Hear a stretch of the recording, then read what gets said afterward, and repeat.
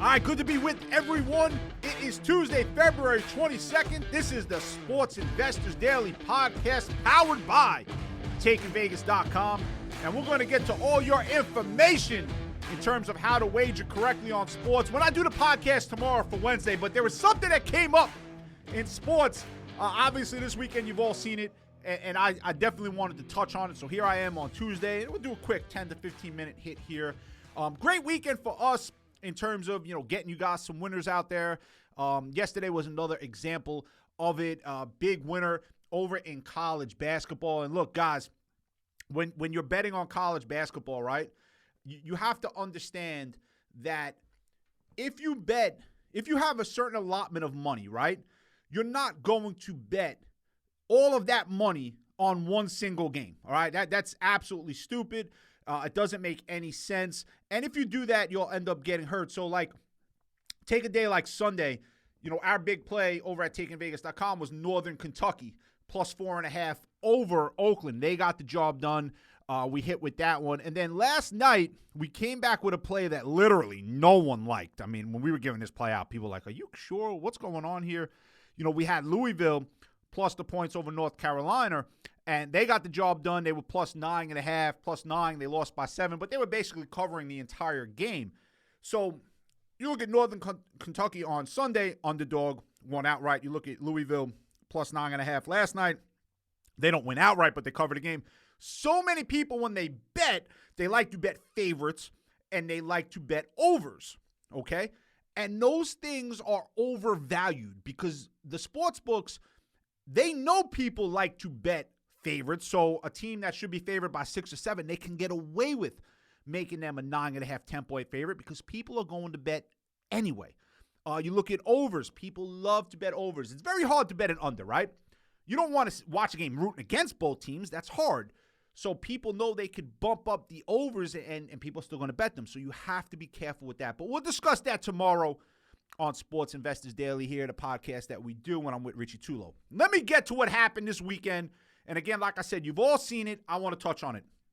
So there was a little bit of a brouhaha, a little bit of a fight that took place over there in the Michigan-Wisconsin game between Juwan Howard and the Michigan Wolverines and the coaching staff of Wisconsin. Now, before I get started, okay, let me say this. And I'm sure many of you will agree with this. Juwan Howard should not have thrown a punch, right? Once you throw a punch, it's hard to, defend that because you threw a punch, and it's the wrong thing to do, especially when you're the leader of a prestigious institution like Michigan is. You're the leader of young men. We have to set the example, right? So Juwan Howard is wrong for throwing a punch. He got a 5-game suspension. Some people think it should be longer. Some people thought he should have lost his job. I'm not here to debate any of that. What I'm here to say is Juwan Howard threw a punch and he's wrong. That being said, this is what drives me crazy about sports and why I don't like the stuff that goes on. Wisconsin is up 15 in the game.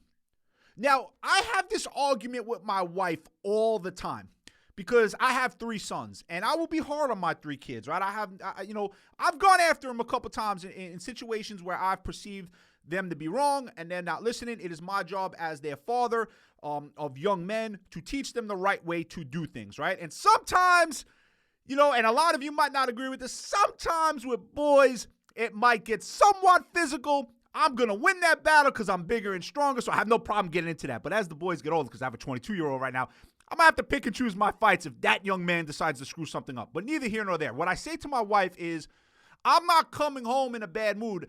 I am reacting to an action of what they did that I perceive to be wrong. And that's what Juwan Howard did. If the guy from Wisconsin doesn't call a ridiculously dumb timeout with 15 seconds to go, up 14 or 15, whatever the case may be, right? Because he's trying to get the ball over the 10-second line, which means absolutely nothing. It's a stupid excuse. Like, if you call a timeout with 15 seconds to go, I don't care what the situation is. If you're up 15, you're sending a message. And that message is you're rubbing it in. There's no other reason to call timeout. If they turn the ball over, who cares? We've seen numerous times in college basketball, the offensive team just dribble the ball out. Just dribble the ball out. Take the 30-second violation. In the NBA, take the 24-second violation. Other words, turn the ball over, right? Because there's no reason to go score points. There was no reason at all for that man to call timeout. So now what happens on the handshake line? Juwan Howard has to say something to him. You have to do that. He's got to say something to him. And I don't know, what the conversation was. I'm sure what they say in their press conferences. I don't believe we're getting the full version of it. But here's what I believe was said. Okay, and this is coming from me. This is not coming from, obviously what the coaches are telling us. Even though they might have been pretty honest, but I don't believe they were fully honest. Because if I'm the guy, if I'm Juwan Howard, I go over to the coach and I go, well, that's a scumbag move. What are you talking about? Well, that's a scumbag move. You're up 15 points. What the hell are you calling a timeout for? The Wisconsin coach probably counters with, well, you're down 15. What the hell are you pressing for? All right? And it's still, okay, you're pressing. You're losing the game, so you're going to press. But still, at the end of the day, if you're up 15, you're not losing that game.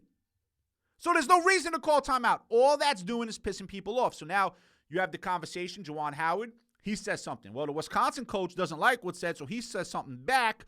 And another thing gets said, and that, ladies and gentlemen, is how fights happen in this country. Rather than setting the example, being the bigger man, Wisconsin, take the damn turnover, who cares? Nothing gets said. Zero. A fight doesn't take place. But that timeout set in motion the events of Juwan Howard throwing a punch. Was he right to throw the punch? Absolutely not. Am I defending him for throwing a punch? Absolutely not. Is he supposed to be suspended? Probably for more than what he got. Probably. But that timeout is what set that in motion. And this is the issue. And now, because we live in the country that we do and the times that we do, and look, I believe this is the greatest country in the history of the world. But we're a little soft right now. Because now they come out because of one fight, or maybe two fights, because there was a fight last week as well. Oh, we should end the handshake lines. And Tom Izzo, the head coach from Michigan State, said it wonderfully. So, no, we're not ending the handshake line. If we're going to do that, my guys are going to go shake hair. Because what are we teaching? Okay? What are we teaching? Because some idiot gets into a fight, some moron calls a timeout, and some guy throws a punch. Now, all of a sudden, we can't show sportsmanship? There's 100 other games every single night that don't end in a fight. Why don't we look at that? Why don't we look at the 100 games a night where they shake hands graciously, whether they got killed or they won? Regardless, doesn't matter. Why do we have to look? Oh, look, they got into a fight. Now let's end the handshake line. Doesn't make any sense. Makes no sense. How about this? How about we teach the coach who's up 15 not to call a timeout with 15 seconds to go? How about we teach the coach not to overreact to that situation and throw a punch?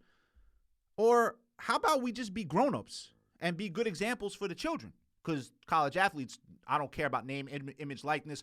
I don't care about what their brands are. Guess what? They're still children. They're looking at their role models, their mentors, their teachers, their coaches to help guide them and lead them. So why don't we be grown-ups? And that's my whole problem, what's going on. And that's why I came on and I wanted to do this podcast today. And I don't know how you guys feel. I'm sure if you're from Wisconsin, you might be disagreeing with what I'm saying. I'm sure if I'm from Michigan, if you're from Michigan, you're agreeing with what I'm saying. All right? What I'm saying is this, and this is my stance. And it's not, no one can convince me otherwise. I'm all, you guys can email me at chris@takingvegas.com and give me what you feel, all fine, well, and good. No one could change my stance on this. Juwan Howard, 100% wrong for throwing a punch. I'm not going to argue that point with anyone. The coach for Wisconsin started the whole thing by calling a timeout with 15 seconds left. That's a scumbag move. I don't care. No one can argue that point with me. No one. I coach basketball, okay? I don't coach at a Division I level. I coach at a decent level for the youth. I'm up 15. I'm never calling a timeout with 15 seconds to go. Ever. Zero. Never happening. If I'm down 15 and the coach calls a timeout with 15 seconds to go, I'm going to say something to him. It's not going to escalate into a fight. I'm like, hey, you know what? You don't really need to call that timeout there. I feel like that's in poor taste, and that's my point. Because you do have to stick up for your team, but you have to do so without throwing a punch. When you throw a punch, you're wrong, And at the end of the day, I just want to see the grown-ups be grown-ups. So I know this is the Sports Investors Daily podcast, and we're powered by TakingVegas.com. But I do want to speak more sports as well. Obviously, what's on everyone's mind right now is gambling. We've said this time and time again. I've done a show since 2006. I've been on radio speaking about sports gambling since 2006, 16 years now. And it's funny. Everything that I've said over the last 16 years, okay, is happening. Back in 2012, 2013, I was asked a question on national TV about sports gambling and why people are afraid of it. And I said, well, it's taboo, right? We've been taught to believe that gambling is wrong, right? So people listen, never mind going to invest in the stock market where you're more likely to lose your money due to some executive screwing things up, right? How many people in their life have been buried in the stock market, right? Lots of people. I'm not saying gamblers don't lose their money. They do. But the stock market isn't no great investment in my mind. You can put $100,000 in, and at the end of the year, if you have 110, you got to pay taxes. You got to pay your broker. And what did you make for risking 100,000? You made $6,000. Really? I'm not seeing that. So gambling, we've been taught, is taboo. Now all of a sudden, 7, 8, 9 years later, oh no, come bet, sign up, get a free bonus. No, we want you. Really? How'd that change? Right? Because now the government feels like they can make money off it? Oh, yeah. Oh, damn. That's right. That's why that changed. But what I was saying was never wrong. It's taboo to look at. If you tell a person you put $10,000 on a college basketball game tonight, they might look at you with, like you have 9 different heads. But if you put $10,000 into a stock, they're, good investment. Well, how did people who invest in Enron feel? Was that a good investment? Or any other one of these companies that went belly up because of stupid management? So gambling is a market. I've said that for 16 years. I've had numerous people on TV and radio fight that statement. Oh, Chris, it's not a market. Yes, it is. The point spread is the price. The team is the company. That's a market. However you want to slice it and dice it, whatever tricky language you want to put to it, BS, all nonsense. It is a market. It is a market where you put money up, you get money back within 2 or 3 hours of your bet. It is a market where you can lose. No questions. No questions. If it's done incorrectly, it could be dangerous. No questions. And that's what we here at Sports Investors Daily, we're trying to prevent that. We're not getting no one associated with my brand, with my company, with any one of my websites will ever get on and tell you you're going to win every single bet you make. You're not. You're not going to win every single week. You're going to have losses. But if you do it the right way, you can minimize the loss, you can maximize the profit, and you can make money at this very viable market. But it's like anything else. It has to be done the right way. So when I do the podcast tomorrow with Richie Tullo, we'll get into discussion of gambling correctly, gambling the right way, using it as an investment, treating it as a market, and making a profit. Until then, want to give you guys a free pick tonight. Gave you guys 2 free picks last Wednesday when I did the last podcast. We went 1-0-1 with those free picks, 1 winner, no losses, 1 push. Only 1 free pick for tonight. Looking at St. Bonaventure -9 over Rhode Island. Really like that play there. I think St. Bonaventure will be an easy blowout. They're a better team than Rhode Island, so they should get the job done. That would be the free pick for Tuesday. And me, myself, Chris Hodge, I'll be back with Richie Tullo tomorrow. And again, we'll speak about sports investing as a business.